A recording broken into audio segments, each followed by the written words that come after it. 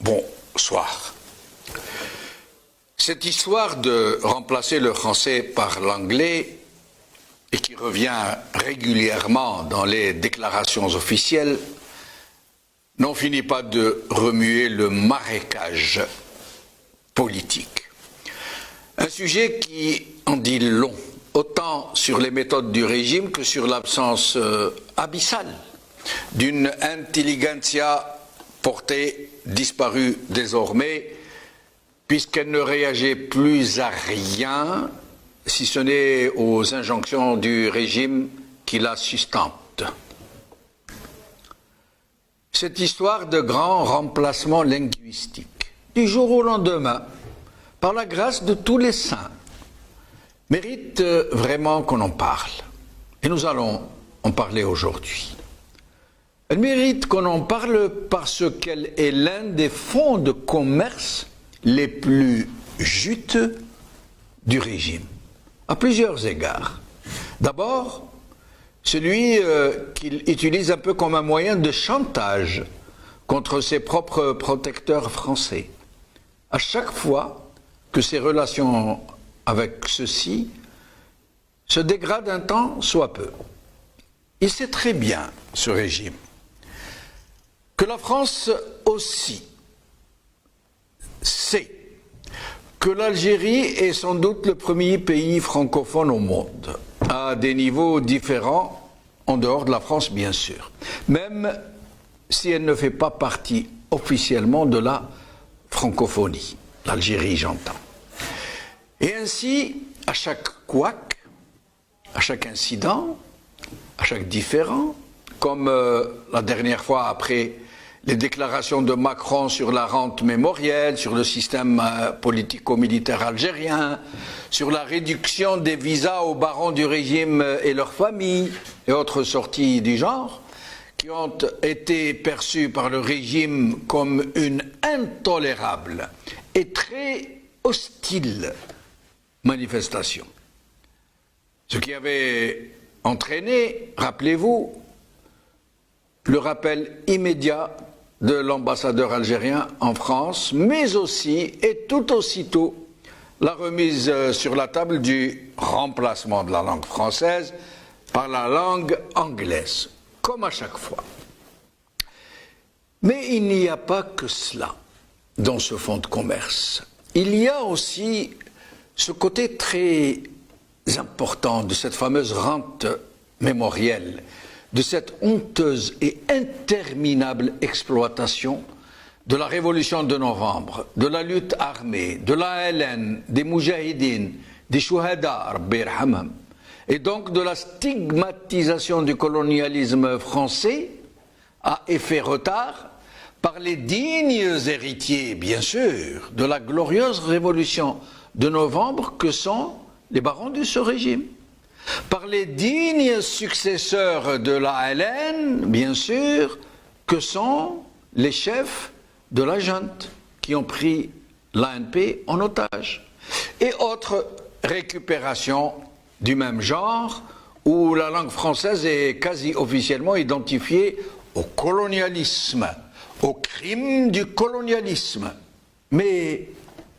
ce que ne dit pas ce régime, et tous ceux qui grouillent dans ces cercles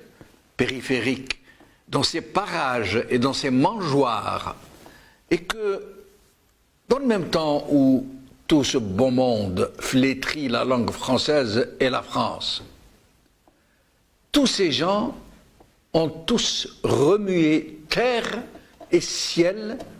pour envoyer leurs enfants dans les écoles françaises, dans le lycée français, puis dans les universités françaises, puis dans les représentations et les chancelleries algériennes en France. Et mieux que ça,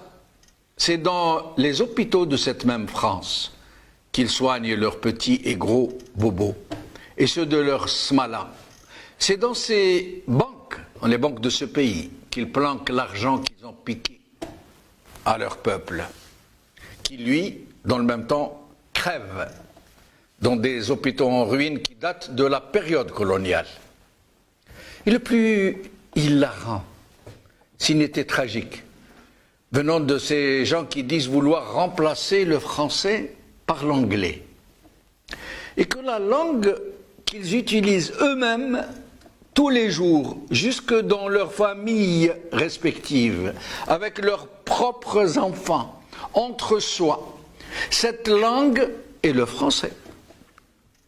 Certains parmi eux ne parlent que le français, ni l'arabe ni le tamazirt. Ils parlent la langue de l'élite, zama, celle des affranchis, des mhalbin, à travers laquelle on se reconnaît les uns les autres, et même celle avec laquelle on pense, n'est-ce pas, dans laquelle on se fond tout entier, au point où Fodil devient Fodel, où le Jam'i devient Jimmy, Abdelrahman, Abderrahman, Mohamed, Momo, Fatiha, Fatih. Mais cela n'empêche pas de continuer à vendre la haine anti-française aux multitudes, à faire tous les amalgames, y compris ceux qui insultent l'intelligence des gens. Parce que la haine imbécile aveugle les consciences, parce qu'elle incite à la régression, à l'enfumage des consciences, et tout particulièrement de la conscience politique. Et le pire est que les relais de ces mêmes régimes, ces pontes et ces soi-disant notables qui sévissent et qui fliquent dans le pays profond,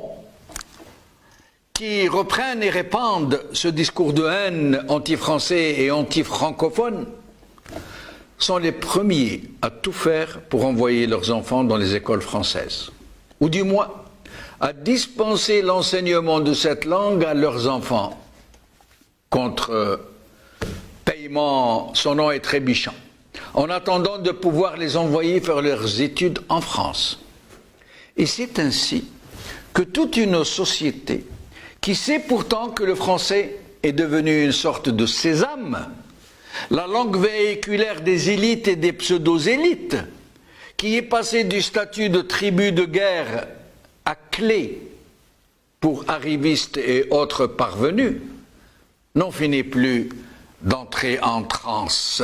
voire en hystérie, contre cette même langue française, dans le même temps où, dans le secret des cœurs, nombreux, très nombreux, sont ceux qui ne demanderaient pas mieux que de la faire enseigner à leurs enfants, en attendant que se réalise le coup d'État, le sursaut révolutionnaire culturel, du remplacement du français par l'anglais, où une signification subliminale couve sous les cendres de la propagande, où pourrait se produire le remplacement d'une élite franchouillarde par une autre so British. En attendant, les enfants des élites parlent et maîtrisent les deux langues. Ils surnagent au-dessus du marigot,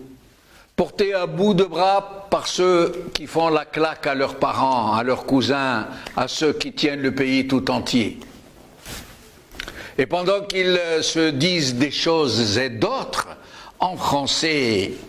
ou en anglais, peu importe, pendant qu'ils refont le pays à leur mesure, pendant qu'ils vivent en secte francophone et peut-être bientôt anglophone, ils laissent les marrons, le kahouïyin, comme on dit aujourd'hui, vociférer leur haine des autres, leur haine de l'autre, en commençant par leur haine d'eux-mêmes, puisque, hormis cette mafiocratie qui les broie et les enfume,